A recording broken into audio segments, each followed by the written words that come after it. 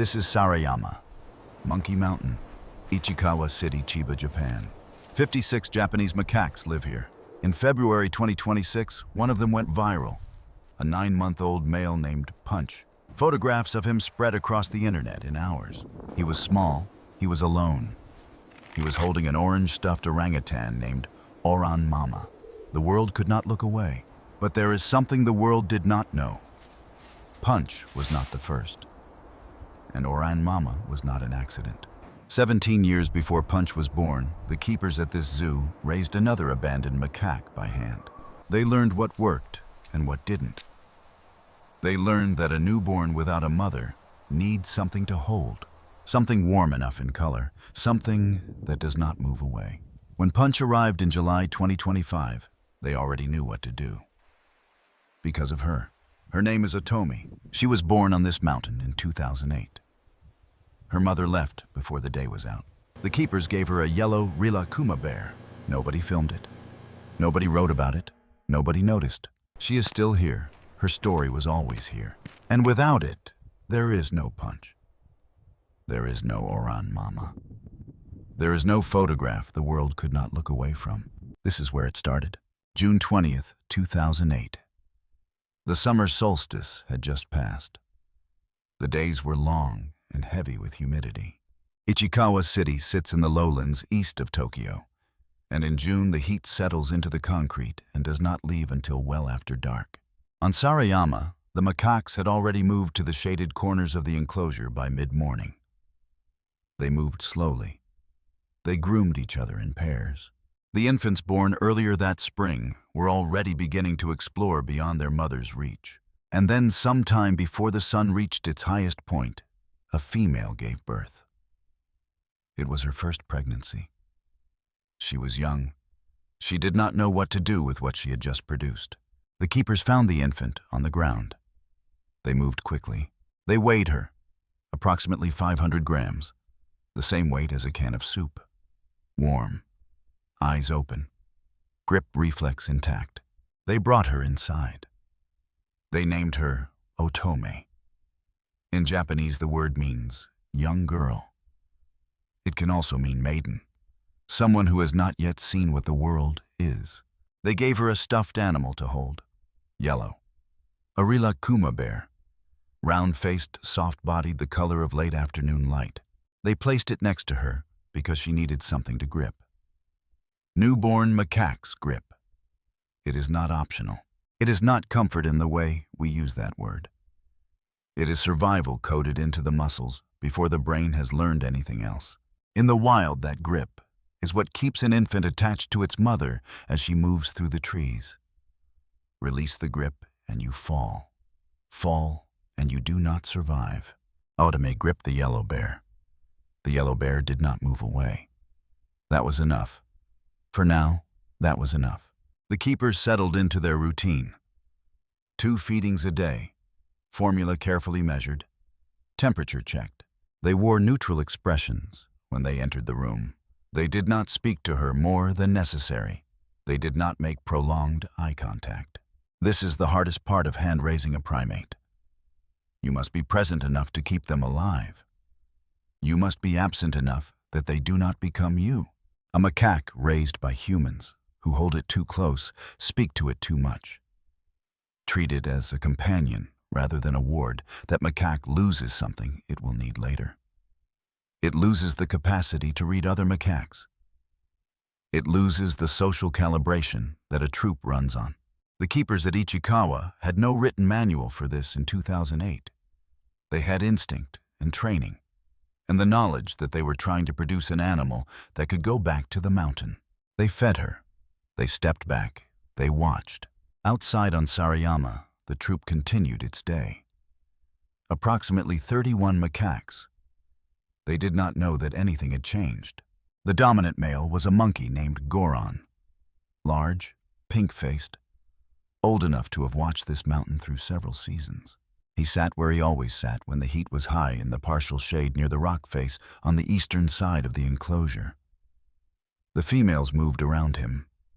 The juveniles kept their distance. The hierarchy operated the way it always had. Smooth, practiced, ancient in its logic. And in a concrete room with fluorescent lights, a 500-gram infant gripped a yellow bear and did not know that the mountain existed yet. In a Japanese macaque, troop rank is not earned. It is inherited. A female's position in the hierarchy comes from her mother, and her mother's position came from her mother before that. The highest-ranking females eat first.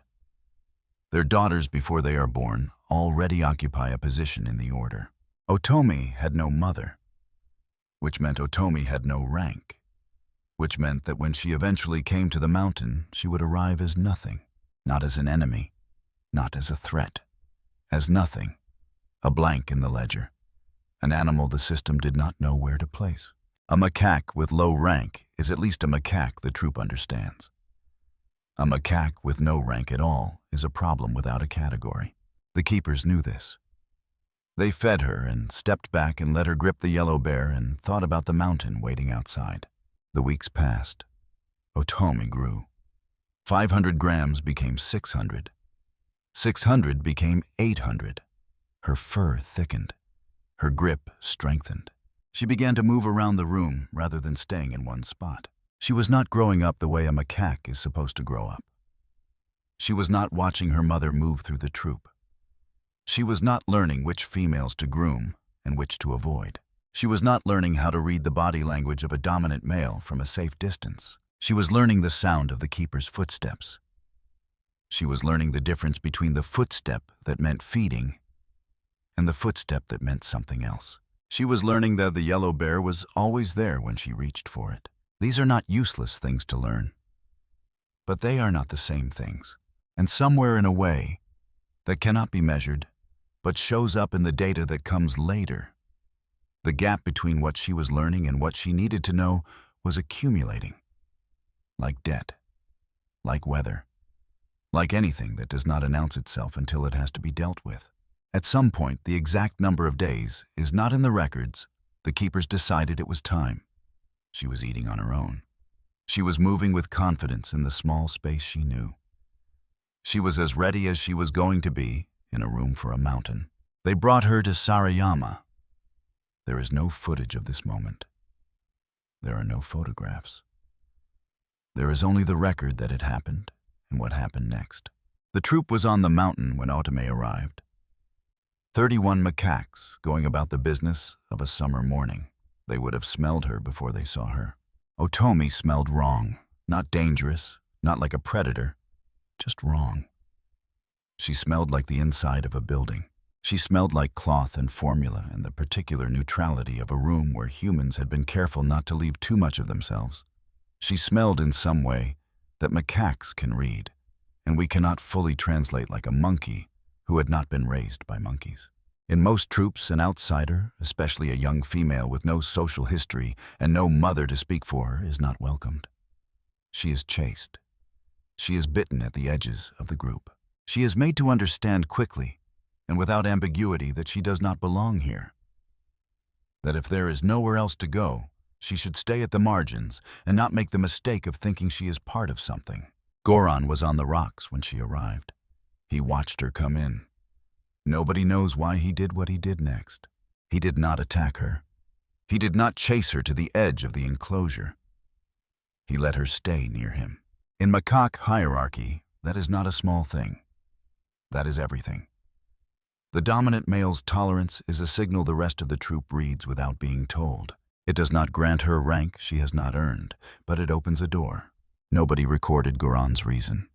Nobody asked. He was a macaque. He did not explain himself. He let her stay, and she stayed. And the door, once open, did not close. The first days on Sarayama were not easy. They would not have been even with Goran's tolerance. The other females still chased her from the feeding areas. The juveniles still startled when she came too close. She did not know how to read the signals, the way a mountain-born macaque would have known them from infancy. She misread approaches. She held her ground when she should have moved away. She moved away when holding ground would have cost nothing. She was learning a language she should have been born into. She was learning it at the age when most macaques have already stopped thinking about it. She ate what was left after the others had eaten. She slept at the edges. She watched. The keepers watched her from their distance. They wrote in the record. They did not intervene. This was the part of the protocol they were most certain about. The mountain had to be the mountain. A keeper who stepped in every time Otomi was chased was not helping Otomi. They were keeping her from learning the only thing that would actually help her: how to be a macaque on a mountain with other macaques. So they watched. And she stayed. And the days became weeks. And the weeks eventually became something else. The years between 2008 and 2013 do not have a single turning point. There is no moment where Otome became part of the troop. It happened the way most real things happen. Gradually. Incrementally. With setbacks that were not recorded and small advances that were not celebrated. And then one day, it was simply true. The door Goran had opened, she had walked through it all the way, and it had closed behind her in the way doors do when you are no longer on the outside.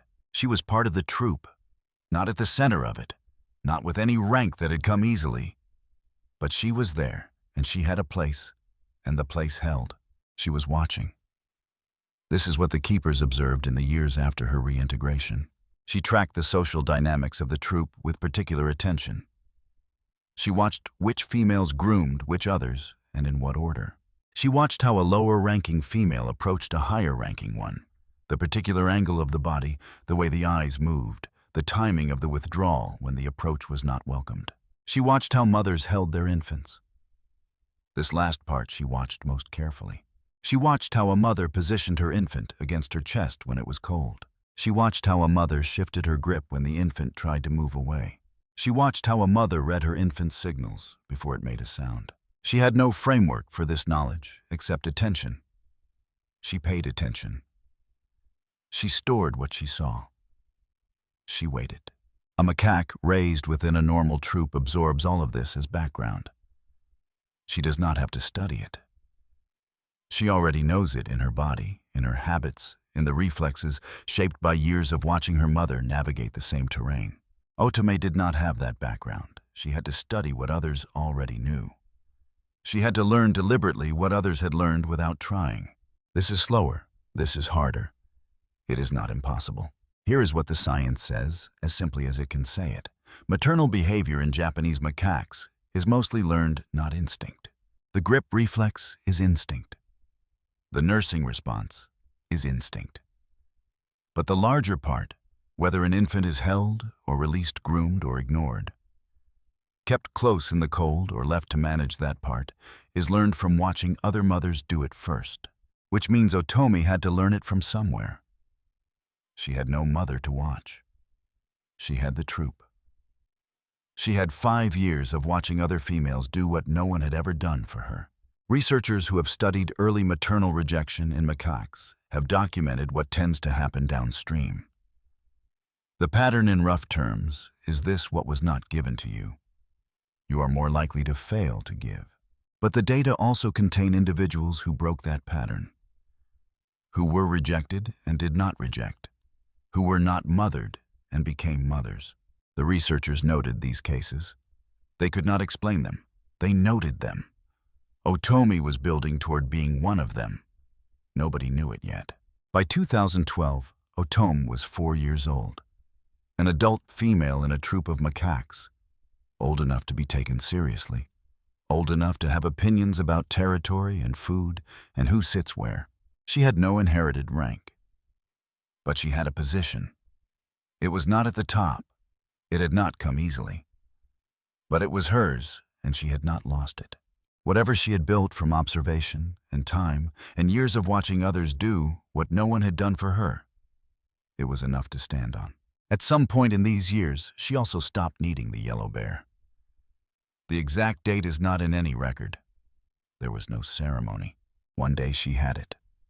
At some point she didn't. That is how it goes with the things that carry us when we cannot carry ourselves. We don't always notice when we stop needing them. We just notice later that we haven't reached for them in a while, and we are still standing. In the spring of 2013, Otome became pregnant. The keepers watched her carefully. They knew her history. They had seen what happened in 2008 when her own mother stood on the same mountain with a newborn she did not know what to do with, and made the only decision she knew how to make. They did not assume Otomi would do differently. They hoped. They watched. Pregnancy in a macaque lasts approximately 6 months. 6 months of the troop adjusting around her changing body. 6 months of Otome continuing to watch the other mothers. 6 months of whatever was assembled inside her, getting ready to be used. The keepers noted the date she was due. They made no special preparations. There was nothing to prepare except attention. In 2013, Otome gave birth to a daughter. The keepers named her Yai. Otomi did not leave. That sentence requires a pause. It is not a small sentence. It is the sentence this entire story has been moving toward since June 20th, 2008. Her mother had left. First-time mother's summer heat, a newborn she did not know what to do with. She left. Otomi did not leave. She held Ye against her chest. She positioned her the way she had watched other mothers position their infants on this mountain for 5 years.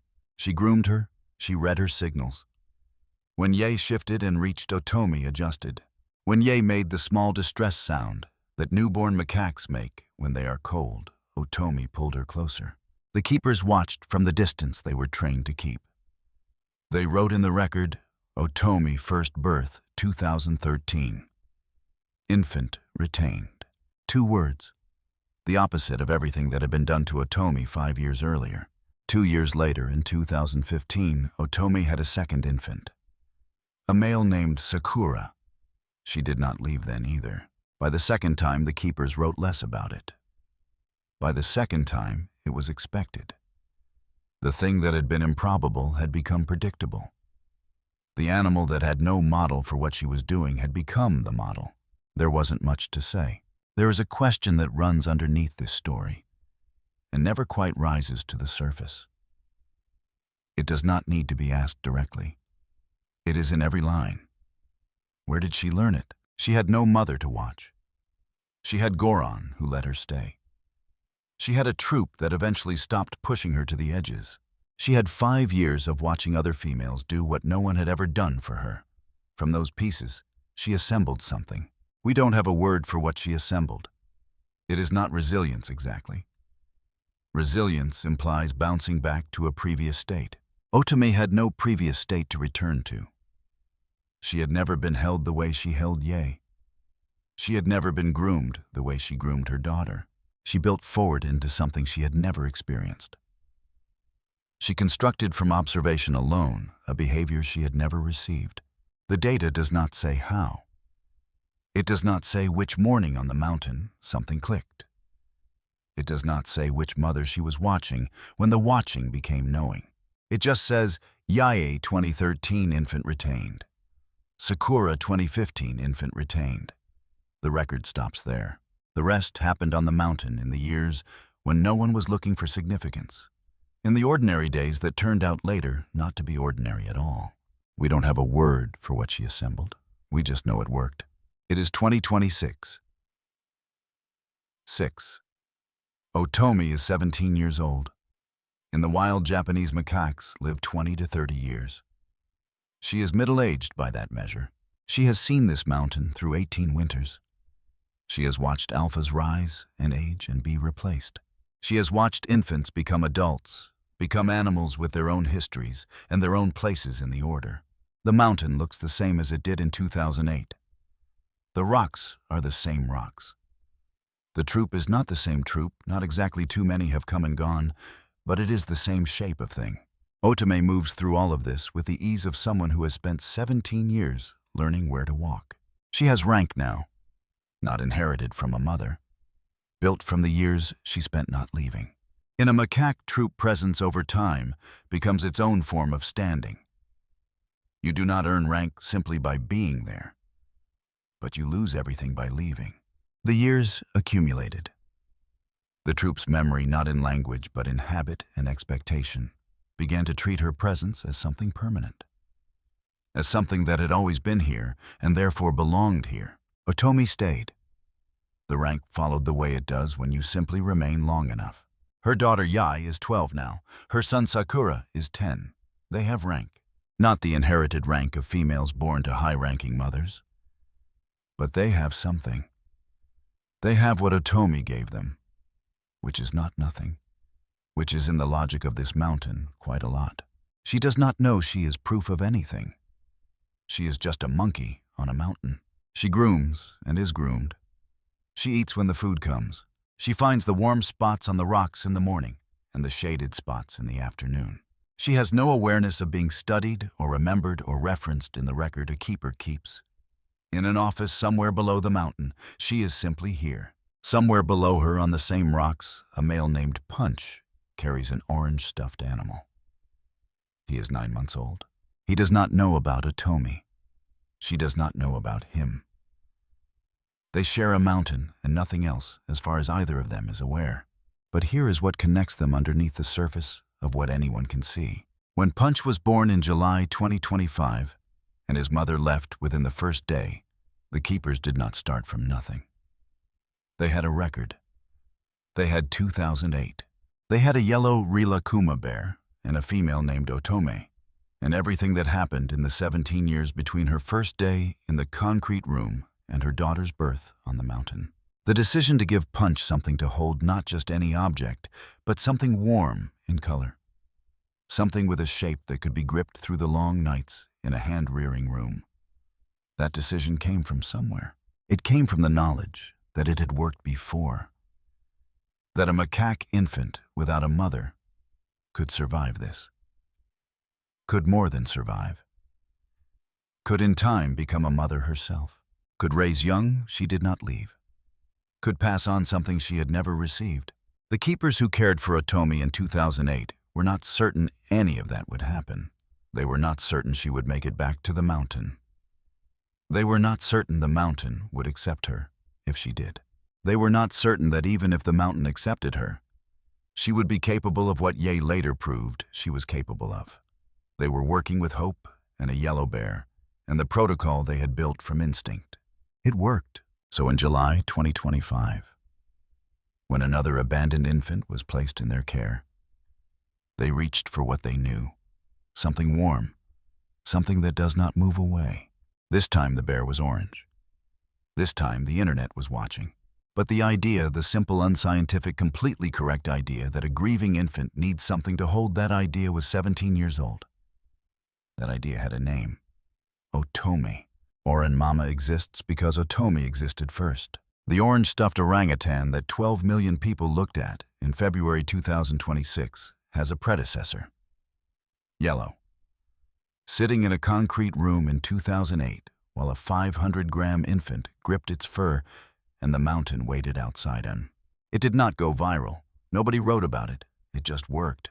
And because it worked 17 years later, there was a protocol. There was a bear. There was Oran-Mama. There was Punch. There is something else that has to be said here. Something that makes the rest of this story honest.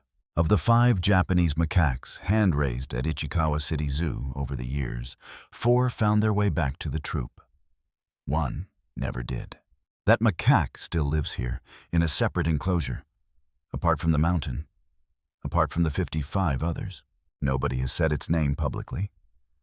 The zoo has not offered an explanation. Perhaps there is no explanation that fits neatly into a sentence. Perhaps the variables that determine who comes back and who doesn't are too small and too early and too tangled to identify. The bear was the same kind of bear. The feeding schedule was the same. The keepers were the same keepers. And still one did not come back. This story is not a guarantee. It is not proof that what was done to you does not determine what you do. Sometimes it does. Sometimes the chain does not break. Sometimes the animal that was not mothered cannot find its way to the mountain. Otomi was one of the 4 that made it back. Nobody knows why. Punch may be one of the animals that makes it back. Nobody knows that yet. Evidence is not certainty.